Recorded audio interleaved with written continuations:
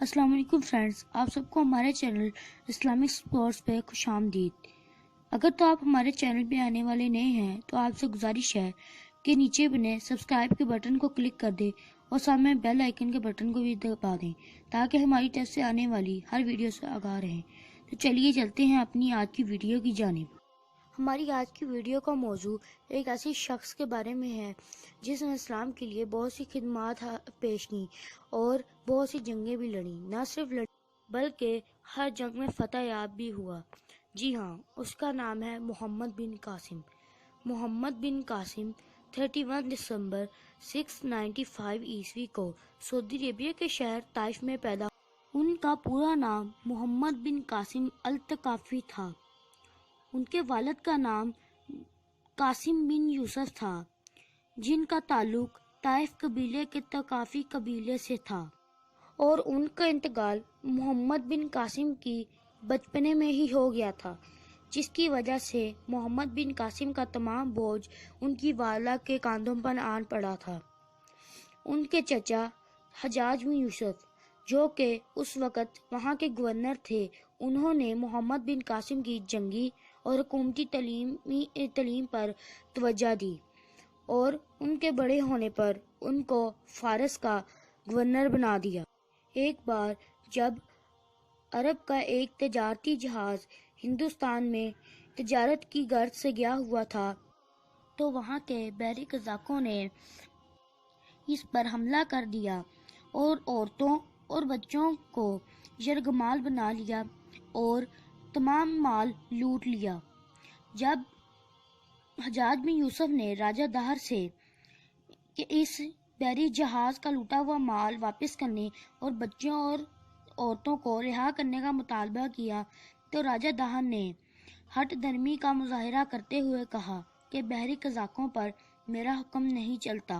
راجہ دہر کا یہ جواب سن کر حجاج بن یوسف غصے میں آ گیا اور اس پر حملہ کرنے کا منصوبہ بنایا۔ جب حجاج بن یوسف کے پہلے لشکر کو ناکامی کا سامنا کرنا پڑا تو اس کے بعد دوسرا لشکر بھیجا۔ اس کو بھی جب ناکامی کا سامنا ہو گیا تو پھر اس نے ایک باہمت شخص کا انتخاب کیا جس کا نام محمد بن قاسم تھا۔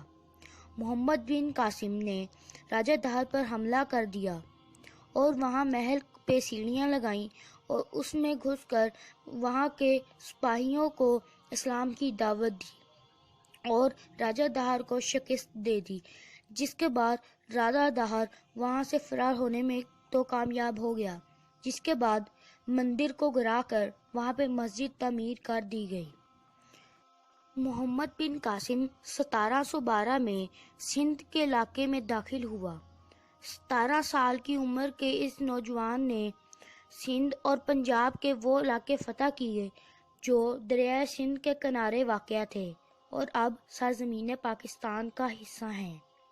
سندھ اور پنجاب کی فتح سے جنوبی ایشیا میں مسلمانوں کی حکومت کا ایک نیا دور شروع ہوا تھا اور آج صوبہ سندھ باب اسلام کے نام سے پہچانا جاتا ہے۔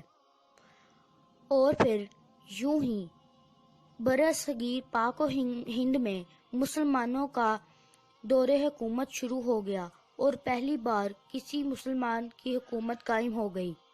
محمد بن قاسم نے بہت زیادہ چھوٹی عمر میں ہی ہندوؤں کا بہت زیادہ جرأت اور بہادری سے مقابلہ کیا، جس کی وجہ سے انہیں ہر جگہ بہادر جانا جانے لگا۔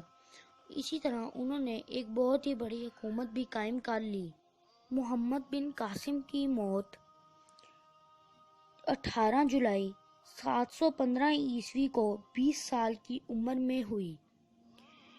اس نوجوان نے اپنی بہادری کے ذریعے اسلام کا پرچم سر بلند کر دیا۔ جب حجاج بن یوسف نے ان کو قید کرنے کا حکم دیا تو ان کو بیل کی کھال میں بند کر کے لے جایا جا رہا تھا، جس کی وجہ سے ان کی موت واقع ہو گئی، اور کئی جگہ یہ بھی کہا جاتا ہے کہ انہیں دمشق کے ایک شہر میں قید خانے میں قید کر دیا گیا، جہاں پر 7 سال تک قید میں رہنے کے بعد ان کی موت واقع ہو گئی اور یوں ہم ایک عظیم فاتح سے محروم ہو گئے۔